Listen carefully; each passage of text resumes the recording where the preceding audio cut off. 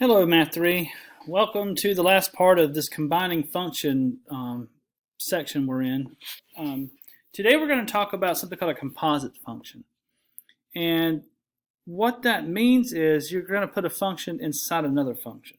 So that's another way of combining. And I have a few examples for you. Most of the tricky part of this is understanding notation. So let me get right to it and we'll take a look at it. This is in your lesson notes. That's where we left off in the last one. Here we are. All right, so a composition of functions means that you're putting a function inside another function, pretty much, or plugging a function into a function. And the definition here says given two functions, f and g, the composite function. Now, this isn't f times g or f circle g. It's called f composite g, and that's how it's said. Also called the composition of f and g, is defined by this. Now here's the notation. This is used sometimes, f composite g, that's how you read it.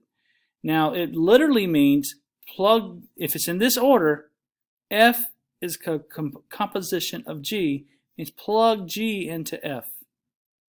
I think this notation on the right actually sort of means more. You can see the composition a little bit more clearly. But I thought I'd go through here and do a few of these with you. It's really simple once you get the hang of it. This is a way of testing something later in another section, so I didn't want to leave it out. But let's do these examples here.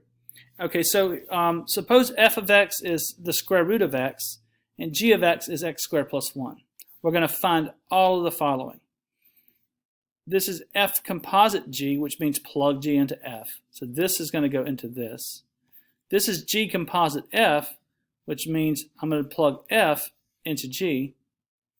And then f composite f, we're going to have a composition of f on itself, and the same about g. I'm going to do these on the little whiteboard, and I will plug them into the lesson notes later. But let's get started so we don't take too long on this video here. All right, so first one that we have, and let me write down on my functions so we can see them again. I should have already had them written up here, I guess. We have f of x is the square root of x, and g of x is x squared plus 1.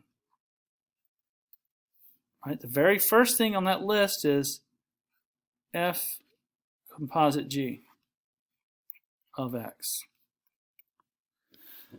All right, so this means I'm going to plug g into f for every x that there is in f, and there's only one. So this whole thing is going to get plugged into that x, which becomes x squared plus 1. And that's done. All right, now what if somebody asked this question? I'm going to throw this in here as a little added feature. This is in Delta Math. What if someone said, find f of g of 4? Well, one way to do it is to plug 4 into g and then plug it into f, right? So you could take 4, plug it into this g, and you're going to get, what, 16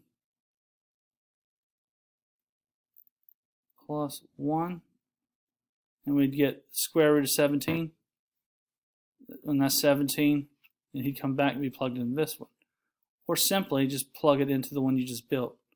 You just did an f composite g. 4 squared plus 1. So that's what they mean by that. You can do the composition first, then plug the number in, or you can just plug the number in first and then go that direction with it. Go to G first, then to F. Two different ways. All right, so that's that example. Oh, why did I do that? We want to do next G composite F.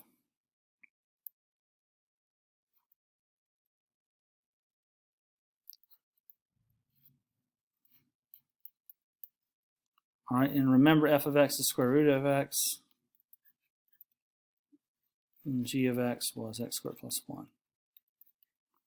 All right, so G composite f, which is G of f of x, is we're going to plug this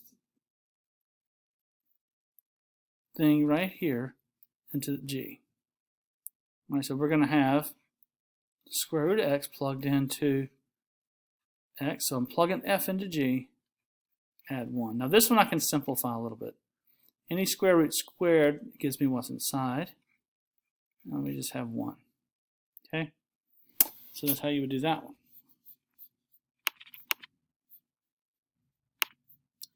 If I had to do f composite f,